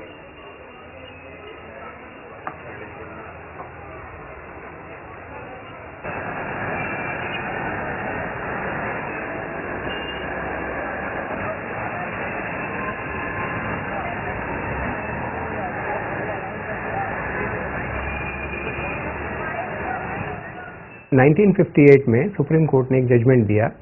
केस ऐसा था कि 56, 57, 55 के दौरान बहुत शुरुआत के समय में भारत के 3 राज्यों ने, बिहार, उत्तर प्रदेश और मध्य प्रदेश, इन तीनों ने अपने अपने राज्यों में ये कानून बनाया कि संपूर्ण गौहत्या बंदी हो, गौवंश का कोई भी पशु ना काटा जाए।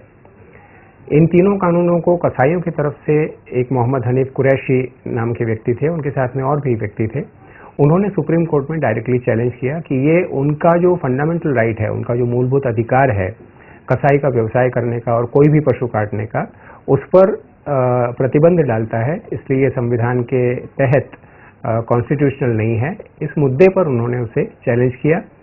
1958 में 5 जजेस की एक कॉन्स्टिट्यूशन बेंच बनी, उसने सारा केस सुनने के बाद में ये फैसला दिया कि चूंकि संविधान में गाय को नाम देकर के कहा गया है, इसलिए गाय तक तो सीमित हो सकता है संपूर्ण गौहत्याबंदी, लेकिन गाय गौवंश के जो दूसरे पशु हैं, सांड हैं, बैल हैं, वो अपना उपयोगी कार्यकाल खत्म करने के बाद में काटे जा सकते हैं। अब ये उपयोगी कार्यकाल सुप्रीम कोर्ट ने अपनी तरफ से उसमें इंट्रोड्यूस किया जो संविधान में जो धारा है 48 है, उसमें उपयोगी पशु और अनुपयोगी पशु ऐसा वर्गीकरण नहीं है। और उसके बाद से भारत के राज्यों में जहां जहां जिस राज्य ने कोशिश की कि अपने राज्य में वो संपूर्ण गौ हत्याबंदी का कानून बनाए, तो 58 के जजमेंट को कानून मान करके उसके तहत ये सारे कानून चैलेंज हुए सुप्रीम कोर्ट ने, और राज्यों के हाई कोर्टों ने ऐसे कानूनों को निरस्त करना शुरू किया। गुजरात राज्य ने भी अपने यहाँ पर ये कानून बनाया संपूर्ण गौ हत्याबंदी का। किसी एक घटना के चलते उसमें एक बैकग्राउंड ऐसा बना कि लोगों का काफी रोष उमड़ा और उन्होंने कानून बनाने के लिए बाध्य हुए। वो कानून बना, और जैसे दूसरे कानून चैलेंज होते थे, इस तरह से ये कानून भी पहले गुजरात हाई कोर्ट में चैलेंज हुआ। गुजरात हाई कोर्ट में जब कानून चैलेंज हुआ तो हमारी संस्था और मैं खुद उसमें इंटरवीनर के रूप में दाखिल हुए, पक्षकार के रूप में दाखिल हुए, और क्यों ये कानून वैध होना चाहिए इसके बारे में हमने अपने आर्ग्यूमेंट्स दिए। वर्तमान परिस्थिति क्या है उसके बारे में हमने अपनी दलीलें दी। लेकिन 58 के जजमेंट का हवाला देकर गुजरात हाई कोर्ट ने इस कानून को निरस्त कर दिया। पशु की उपयोगिता को कौन मापता और उसके पैमाने क्या होते, ये निश्चित करना भी बहुत मुश्किल था।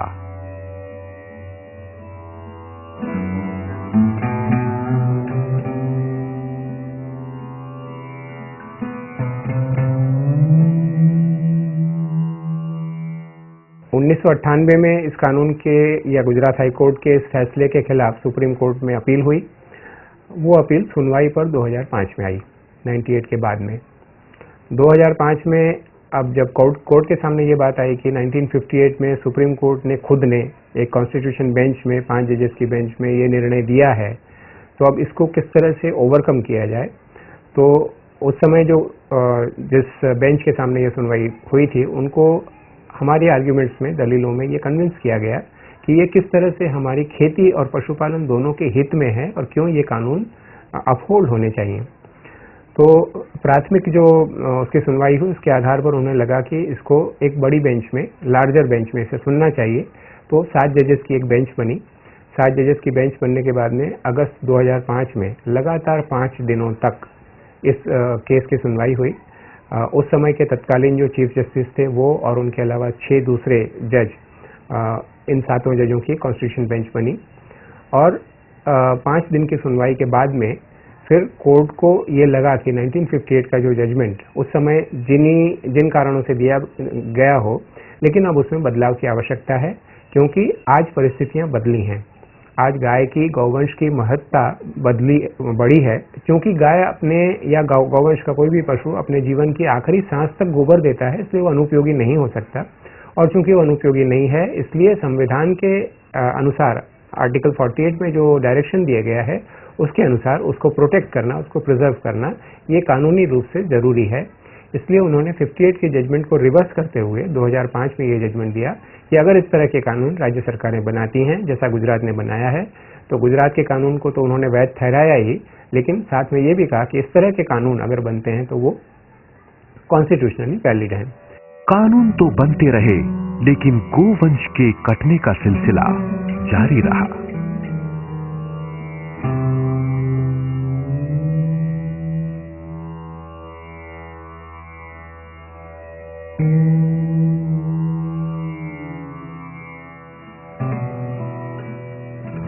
इसी गोवंश के वध के खिलाफ संघर्ष कर रहा है पंजाब का गौ रक्षा दल। ये लोग गायों से भरे ट्रकों की पहचान करते हैं और फिर उनका पीछा करते हैं।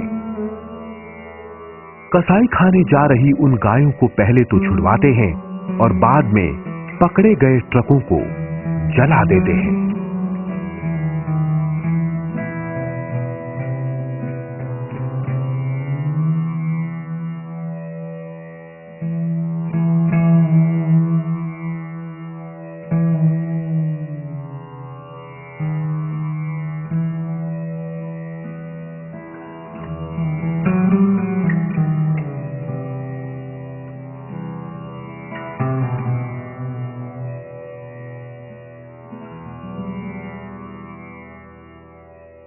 आज से 25-30 वर्ष पहले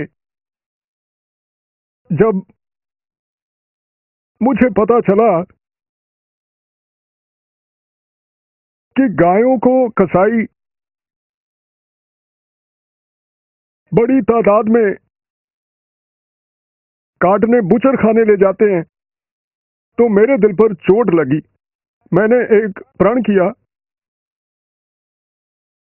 कि मेरी बाकी जिंदगी इस गौ माता की रक्षा के लिए लगाई जाएगी, क्योंकि मेरी मां ने तो मुझे 6 से 8 महीने तक ही दूध पिलाया होगा, पर गऊ का दूध मैं जन्म से लेकर आज तक पी रहा हूं। कसाई अगर इसी तरह बड़ी तादाद में गऊओं का कत्ल करते रहे तो जो आने वाला समय है, हमारी जो पीढ़ी है, बहुत भयानक साबित होगी, क्योंकि गाय के दूध के बिना, घी के बिना, गोबर के बिना, मूत्र के बिना हमारा कोई वैदिक धर्म, सांस्कृतिक जो हमारे रीति रिवाज हैं, कोई भी पूरे नहीं होते। अगर आज हम फख्र से अपने आप को हिंदू कहते हैं, तो मेरे ख्याल से वो सिर्फ गौ माता के कारण कहते हैं।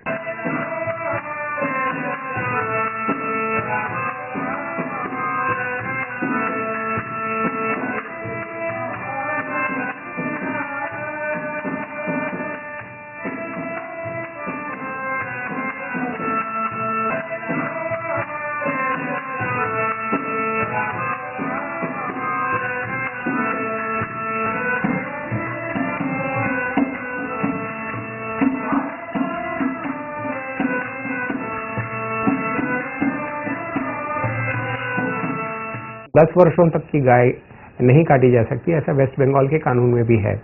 लेकिन उसी कानून में एक ये भी प्रावधान था कि बकरी ईद के दिन राज्य सरकार स्पेशल परमिट देकर के गायों की हत्या के लिए छूट दे सकती है। फिर वो गाय किसी उम्र की हो, बछड़ा हो, बछड़ी हो, छोटे उम्र की हो, 5 साल 6 साल की हो, स्वस्थ हो। और चूंकि एक धार्मिक मान्यता है, इसलिए जो बलि के लिए पशु चुना जाता है वो स्वस्थ पशु चुना जाता है, कम उम्र का पशु चुना जाता है। तो इस प्रोसेस में कानूनी रूप से हजारों की संख्या में, लाखों की संख्या में गायें वेस्ट बंगाल में पूरे राज्य में कटती थी। उस प्रावधान को, कानून में जो प्रावधान था, सेक्शन 12 था, उसको कलकत्ता के कुछ लोगों ने चैलेंज किया।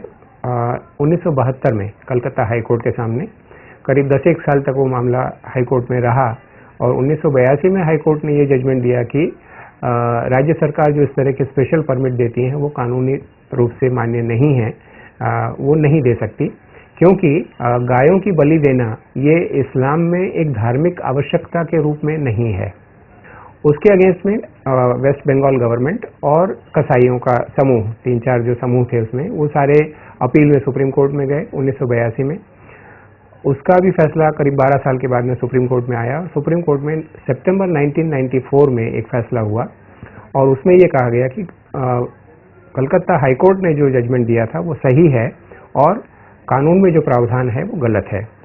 मतलब उस समय भी सुप्रीम कोर्ट ने भी रिस्पोंडेंट्स के एडवोकेट को यही कहा कि आप हमें ये दिखाइए, आपके जो धार्मिक ग्रंथ हैं, कुरान है, हदीस है, शूरा है, जो भी धार्मिक ग्रंथ आप पेश करना चाहें वो पेश करके उसमें दिखाइए कि बकरीद के दिन कुर्बानी के लिए गाय की ही हत्या करना ये एक धार्मिक नेसेसिटी है, एक आवश्यकता है। चूंकि जो मुस्लिम संगठन थे वो इस बात को नहीं ये कर पाए, साबित कर पाए, इसलिए सुप्रीम कोर्ट ने ये जजमेंट दिया कि कुर्बानी के लिए बकरीद के दिन गायों का काटना आवश्यक नहीं है और इस तरह की जो परमिशन दी जाती है वो गैर कानूनी है। उन्होंने उस सेक्शन को स्ट्राइक डाउन किया, जो सेक्शन 12 था, जो ऑथराइज करता था इस तरह की परमिट देने के लिए, उसको उन्होंने गैर कानूनी करार दिया उसे। समझा जाए तो गायें किसी विशेष धर्म की नहीं, सभी की हैं, पूरी मानव जाति की हैं। कोई भी पाले उसे गाय के गौमूत्र, गोबर और दूध से लाभ मिलता ही है।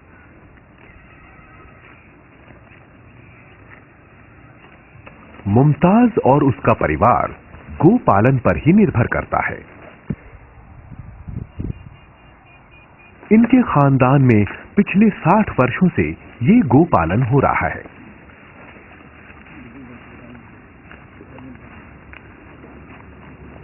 ये कुल 10 परिवार हैं और हर एक परिवार के पास 50 से ज्यादा गोवंश हैं।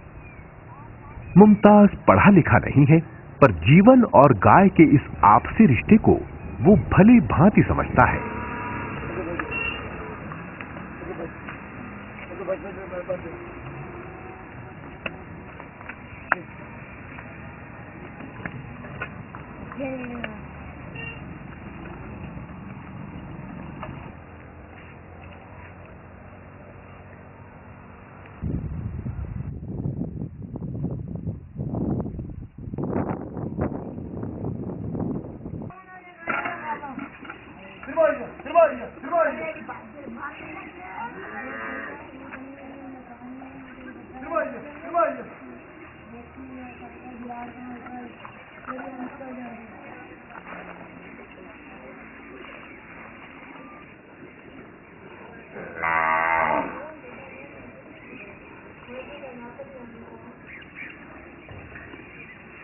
जबकि जीवित गाय से मनुष्य को ज्यादा फायदा है, पर ये बात समझने में समाज को समय लगेगा। ये जो बैल आप देख रहे हैं, ये 12/8 को अजमेर से गाड़ी भर के चली थी कलकत्ता के लिए। बड़ा कंटेनर था जिसमें 28 बैल थे और ये चोर रास्तों से घूमता हुआ यहाँ वृंदावन के इलाके में पहुँचा था और यहाँ हमने इसके लिए नाकाबंदी कर रखी थी, जो हमने इसको थाना मथुरा के पास इसको काबू किया था और 28 बैल इसमें से छुड़वा के उस गाड़ी से उन बैलों को यहाँ गोविंद गोधाम में जो संभाल के लिए रखे हैं। सिर्फ गोबर, गोमूत्र और खेती के ही उपयोग में नहीं आते ये बैल। आज के समय की बहुत बड़ी बड़ी मुश्किलों का हल मिल सकता है इनसे।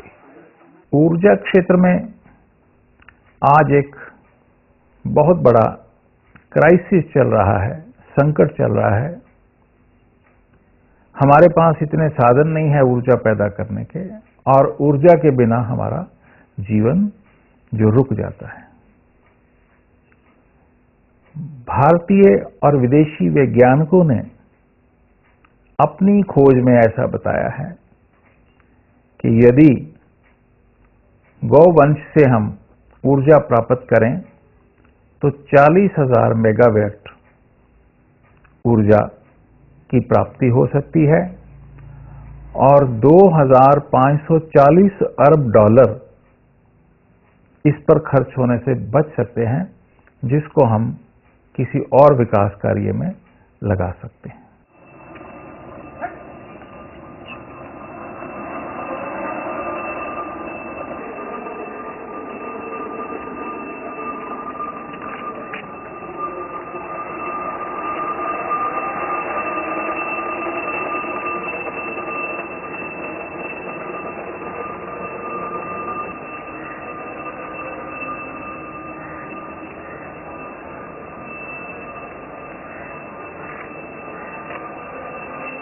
बैलों से लाखों किलोवाट बिजली पैदा की जा सकती है, जो लाखों घरों को रोशन कर सकती है। ऐसा करने से बिजली से होने वाले और भी अनेक कार्य कारगर हो सकते हैं।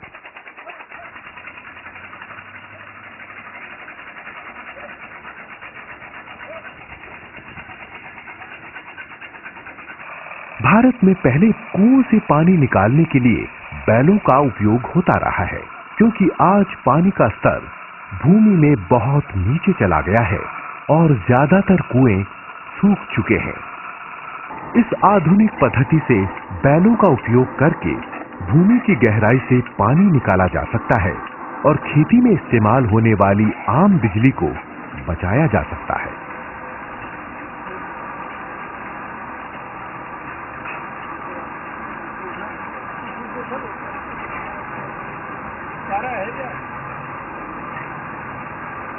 जब गोवंश से इतना कुछ संभव है तो इन्हें नाकारा कहने का तो प्रश्न ही नहीं उठता।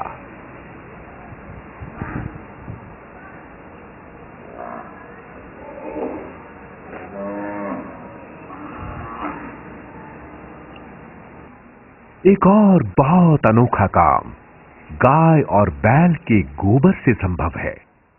गाय के गोबर से जब हम गैस बनाते हैं, उस गैस को हम कई तरह के उपयोग में ला सकते हैं, जैसे कि उसे खाना बनाना है या उसे बिजली पैदा करनी है या अभी जो नई प्रौद्योगिकी विकसित हुई है उसमें गोबर गैस से या बायोगैस से हम कोई भी वाहन चला सकते हैं।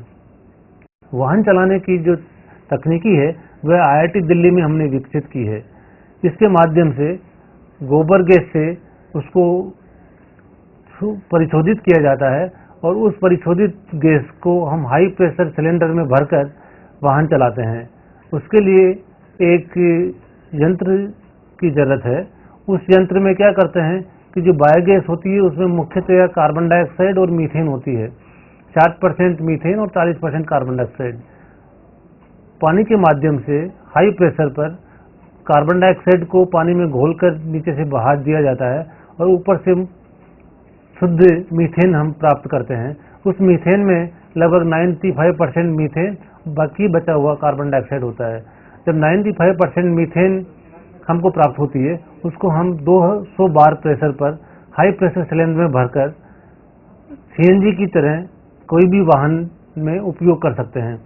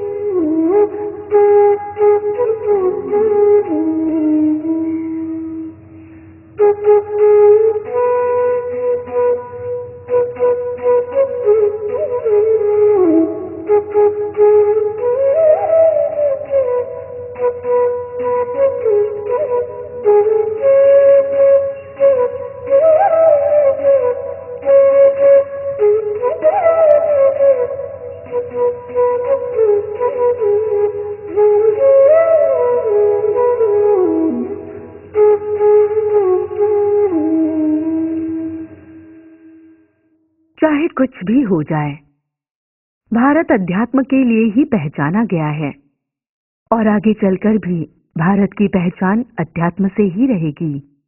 अध्यात्म ही यहाँ का मूल है। गौ एक ऐसा दिव्य प्राणी है जिससे किसी जाति विशेष का, किसी धर्म संप्रदाय का नहीं, विश्व के प्राणी मात्र का ही परम मंगल होता है। परमात्मा ने अपनी सृष्टि में गौ माता को ऐसे दिव्य गुण दिए हैं जो किसी अन्य प्राणी में नहीं प्राप्त होते हैं। गौ माता अपनी श्वास से 24 घंटे हमको शुद्ध ऑक्सीजन रूपी जीवन देती है और गौ माता जिस क्षेत्र में वास करती है वहाँ दिव्य वातावरण व आपसी सद्भाव सहज में ही देखने को मिलता है। इसलिए हम सब गौ भक्तों को अपने क्षेत्र में अपने पद अधिकार का सदुपयोग करते हुए गौ माता की सेवा और रक्षार्थ प्रयास करना होगा। भले ही गौशालाएं गौओं को संरक्षण देने में सक्षम हैं, परंतु फिर भी गौओं का असली घर गौशाला नहीं, किसान का अपना घर है। अगर किसान गौ पाले तो उसकी अगली पीढ़ी को रोजगार की कोई चिंता नहीं और जीवन के ऐसे ढांचे से मनुष्य और गौ दोनों का ही जीवन संरक्षण में रहेगा।